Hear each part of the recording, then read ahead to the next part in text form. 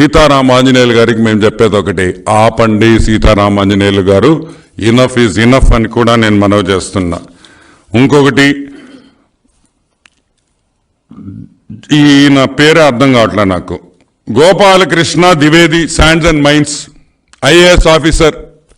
ద్వివేది గారు అమ్మిన ఇసుక సాలు, దోసుకున్న ఇసుక సాలు, ఆయన మైన్స్ లో మీరు దోసుకున్న మినరల్స్ సాలు, ఇప్పుడు కన్నా జగన్మోహన్ రెడ్డికి వారం వారం కట్టల డబ్బులు పంపించే కార్యక్రమాలు ఆపండి, కోడ్ వచ్చిందని కూడా నేను మనవి చేస్తున్నా. అదేవిధంగా చిత్తూరు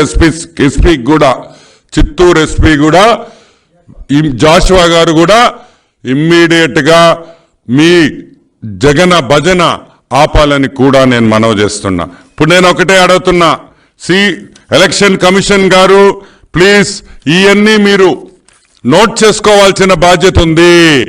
ఇవన్నీ మేము చెప్పడం కాదు, తెలుసుకోండి. ఇటువంటి 20 నుంచి 25 మంది ఐఏఎస్ ఐపీఎస్ ఆఫీసర్లు ఈరోజు జగన్ భజన చేస్తున్నారు. వాళ్ళు ఉంటే ఈ ఎలక్షన్ సక్రమంగా జరగదు. It will not be a fair election.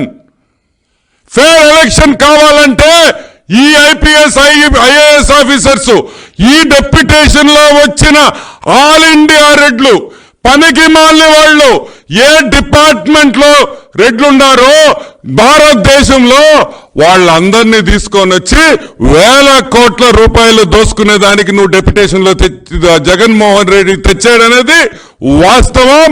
ఈ రోజు ఎలక్షన్ కమిషన్ తెలుసుకోవాలని కూడా మేము మనవి చేస్తున్నాం. ఇంకొక విషయం చెప్తున్నాం, ఒక్క బీసీనైనా మీరు డెప్యుటేషన్ లో తీసుకొని వచ్చారా? ఈరోజు మా అన్న అన్నాడు మీరు సామాజిక న్యాయం ఏం చేశారని దీపక్ రెడ్డి అడిగాడు.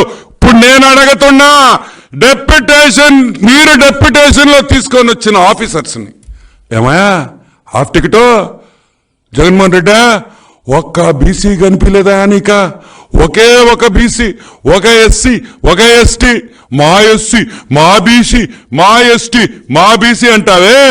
మరి డెప్యుటేషన్ లో తీసుకొని వచ్చినప్పుడు ఆఫీసర్స్ తెస్తే బీసీ ఆఫీసర్లు మంచోళ్ళు లేరా? ఎవళ్ళు రెడ్లుండరా? ఏమి నీకు మూటలు కట్టిస్తారనే? కాబట్టి ఈరోజు వెంటనే ఎలక్షన్ కమిషన్ దీన్ని కాగ్నిసెన్స్ లో తీసుకోవాలి. ఇటువంటి ఆఫీసర్స్ అందరినీ పక్కన పెడితేనే ఈరోజు న్యాయంగా, నీతిగా, నిజాయితీగా ఎలక్షన్ జరపగలుగుతాము. ఎస్పెషల్లీ ఐపీఎస్ ఆఫీసర్స్, వీళ్ళు వెంటనే ట్రాన్స్ఫర్ చేయండి, వీళ్ళు వెంటనే వీఆర్ లో పెట్టండి. వీళ్ళని వెంటనే వేరే జిల్లాలకు మార్చేదానికి కూడా లేదు. ఎందుకంటే అక్కడ దొంగ అయినప్పుడు ఇక్కడ కూడా దొంగే అవుతాడని కూడా నేను మనవి చేస్తున్నా. సో దీని మీద తెలుగుదేశం పార్టీ కూడా వెంటనే ఎలక్షన్ కమిషన్ కి ఇమీడియట్ గా మేము రిపోర్ట్ చేస్తాము. అండ్ 100% వీళ్ళని అవసరమైతే హైకోర్టు కూడా వెళ్తామని కూడా నేను మనవి చేస్తాను.